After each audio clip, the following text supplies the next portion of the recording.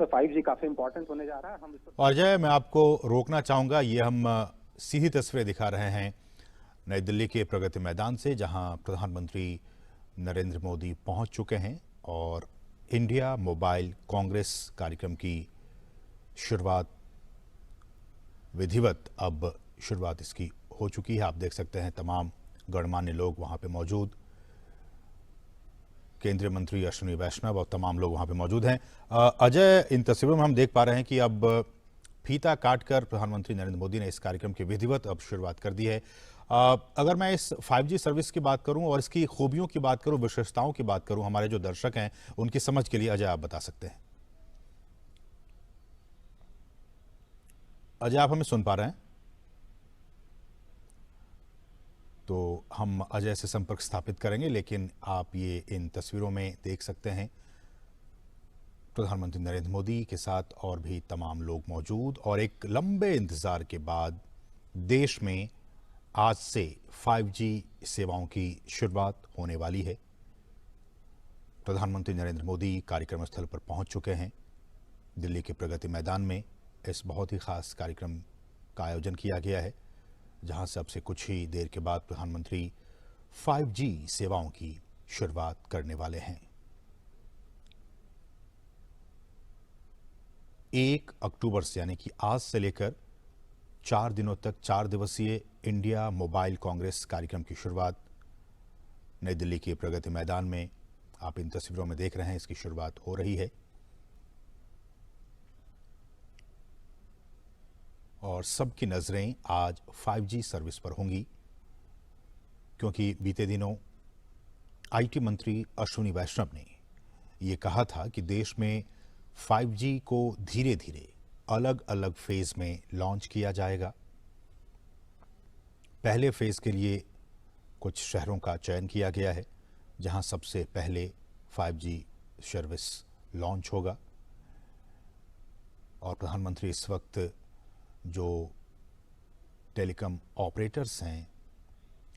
उनके साथ बातचीत करते हुए उनसे वो जानने की कोशिश कर रहे हैं कि किस तरह से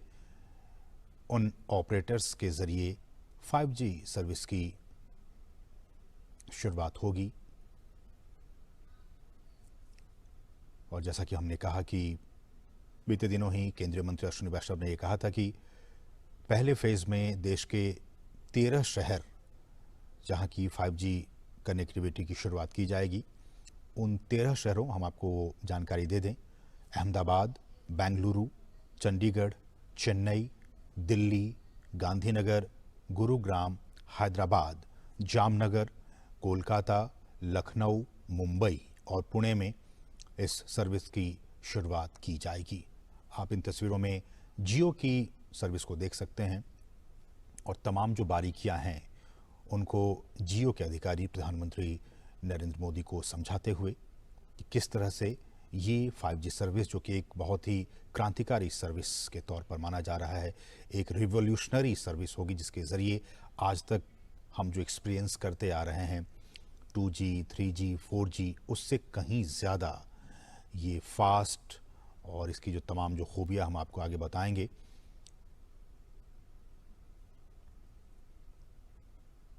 और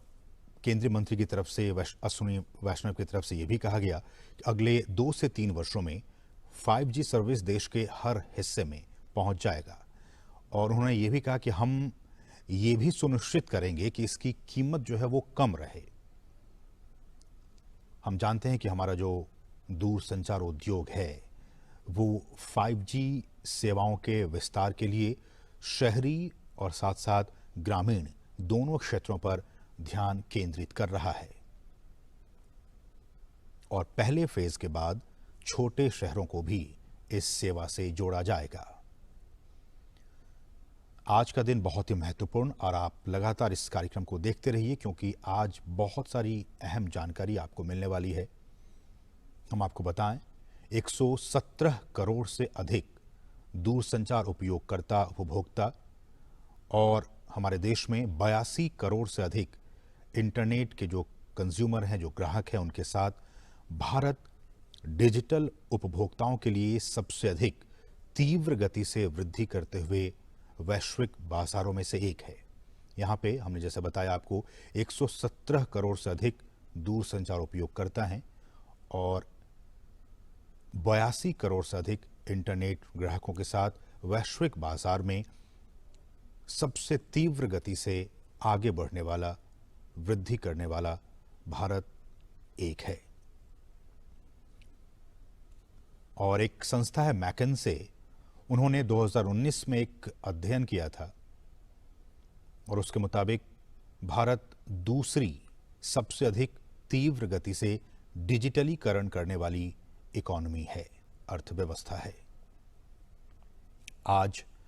इंडिया मोबाइल कांग्रेस की भी शुरुआत हो चुकी है और इसी कार्यक्रम में प्रधानमंत्री 5G सर्विस की भी शुरुआत करने वाले हैं। 5G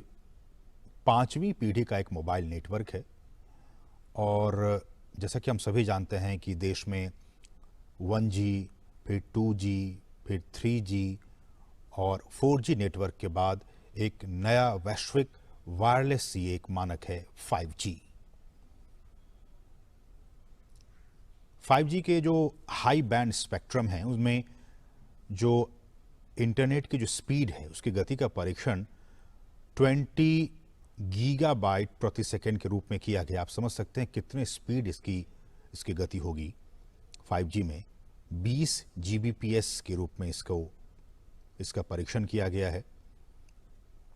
अगर इसी के मुकाबले 4G सर्विस की बात करें तो अधिकांश मामलों में 4G में जो अधिकतम इंटरनेट की डेटा की स्पीड है वो 1 Gbps दर्ज की गई है। तो 4G में हम और आप इन दिनों 1 Gbps की स्पीड को एक्सपीरियंस करते हैं, लेकिन 5G सर्विस के आ जाने के बाद से हम 20 गुना ज़्यादा स्पीड को एक्सपीरियंस कर पाएंगे। 20 Gbps गीगाबाइट प्रति सेकंड के स्पीड में हमें वो सुविधा मिल पाएगी।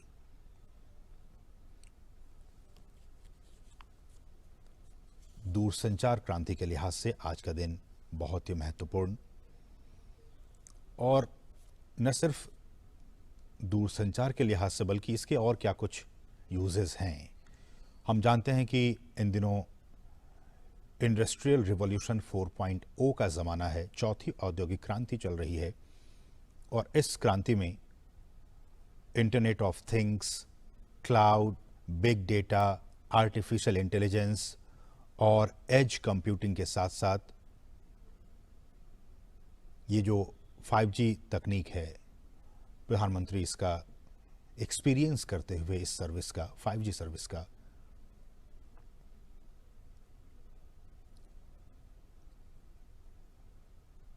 और इनका प्रयोग इंटरनेट ऑफ थिंग्स की बात की जाए या फिर क्लाउड की बात की जाए, big data, artificial intelligence, edge computing के साथ 5G चौथी औद्योगिक क्रांति का एक बहुत ही महत्वपूर्ण प्रवर्तक हो सकता है। अलग अलग क्षेत्रों में इस 5G सर्विस का उपयोग किया जाएगा, फिर चाहे वो हेल्थ सेक्टर की बात हो, मोबाइल बैंकिंग की बात हो, इन तमाम क्षेत्रों में डिफेंस की बात हो, फिनटेक कंपनियों की बात हो, रिसर्च एंड डेवलपमेंट की बात हो, इन तमाम क्षेत्रों में 5G सर्विस का डायरेक्ट इम्पैक्ट पड़ेगा। और सबसे पहले जो हमारे उद्योग जगत हैं वो इस एक्सपीरियंस को महसूस करेंगे और उसके बाद आम जनता के लिए इस सर्विस की शुरुआत की जाएगी। कहा जा रहा है कि इसका जो इकोनॉमिक इम्पैक्ट होगा इस 5G सर्विस का, गवर्नमेंट द्वारा ही एक पैनल नियुक्त किया गया था और उस 2018 की बात है ये, और उस पैनल ने एक रिपोर्ट जारी की और इस रिपोर्ट के मुताबिक 5G सर्विस से साल 2035 तक भारत में $1 ट्रिलियन अमेरिकी डॉलर का जो इकोनॉमिक इम्पैक्ट है वो पैदा होने की संभावना है। ये उम्मीद जाहिर की गई है इस रिपोर्ट के मुताबिक। आज का दिन बहुत ही महत्वपूर्ण, हम 5G सर्विस की बात कर रहे हैं, लेकिन पहली पीढ़ी से 1G से लेकर 5वीं पीढ़ी तक का विकास भी अपने आप में काफ़ी महत्वपूर्ण रहा। 1G सर्विस की बात की जाए तो 1G सर्विस साल 1980 के दशक में इसे लॉन्च किया गया था और ये एनालॉग रेडियो सिग्नल पर काम करता था और केवल वॉइस कॉल को ही समर्थन करता था। फिर 1990 के दशक में 2G सर्विस को लॉन्च किया गया जो डिजिटल रेडियो सिग्नल का उपयोग करता है और 64 kbps के बैंडविड्थ के साथ वॉइस को भी और डेटा को भी ट्रांसमिट करने में ये इसको सपोर्ट करता है 2G सर्विस। फिर ज़माना आया 3G सर्विस का। 2000 के दशक में 1 Mbps से 2 Mbps की गति के साथ इसे लॉन्च किया गया था और इसमें डिजिटल वॉइस की बात हो, वीडियो कॉल की बात हो, कॉन्फ्रेंसिंग की बात हो, इन तमाम क्षमताओं के साथ 3G सर्विस की शुरुआत हुई थी। फिर साल 2009 में 100 Mbps से 1 Gbps की जो एक पीक स्पीड हम कहें, उस पीक स्पीड के साथ 4G सर्विस को लॉन्च किया गया था और इसकी तमाम खूबियों के साथ साथ 4G सर्विस में जिसका कि हम और आप इन दिनों इसका उपयोग कर रहे हैं, ये 3D वर्चुअल रियलिटी को भी सक्षम बनाता है। 5G सर्विसेज में तमाम ये कुछ तकनीकी बातें हैं, अलग अलग बैंड्स होते हैं, लो band, mid band, high band spectrum, और हम जानते हैं कि पिछले दिनों ही जो स्पेक्ट्रम की नीलामी की गई थी और उससे पहले जो तमाम कंपनियां हैं वो उसमें शामिल हुए थे।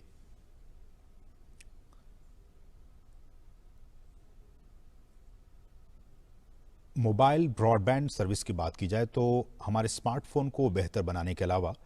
5G मोबाइल तकनीक वर्चुअल रियलिटी जो कि बहुत ही महत्वपूर्ण है, ऑगमेंटेड रियलिटी जैसे जो इमर्सिव सेवाएं हैं उसकी वो शुरुआत कर सकती है, जिसमें कि बहुत ही फास्ट समान डेटा दर और बहुत ही कम समय में और कम लागत में ये सारी चीज़ें हो सकती हैं।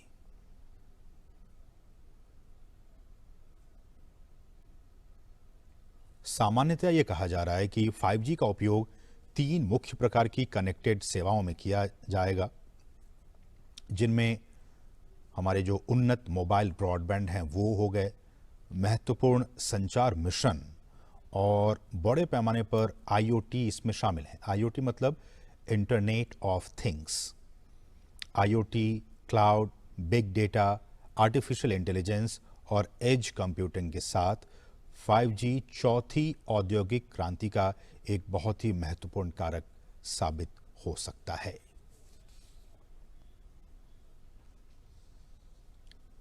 आगे की राह इसमें क्या कुछ निकलकर सामने आती है, अब जबकि आज से इस सर्विस की शुरुआत होने जा रही है, डोमेस्टिक 5G प्रोडक्शन को बढ़ावा देना, मतलब देश को खासकर भारत में 5G का जो हमारा ड्रीम है, जो हमारा सपना है, उसको ज़मीन पर उतारने के लिए, उसको साकार करने के लिए स्थानीय 5G हार्डवेयर निर्माण को बहुत ही अभूतपूर्व दर से प्रोत्साहित करने और बढ़ावा देने की ज़रूरत आने वाले दिनों में महसूस होगी। साथ ही साथ ग्रामीण और शहरी अंतर को भी कम करना ये भी एक चुनौती होगी कि कैसे हम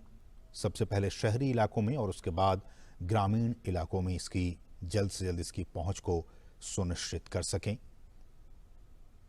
ताकि ग्रामीण क्षेत्रों के लिए भी ये सहायक साबित हो सके।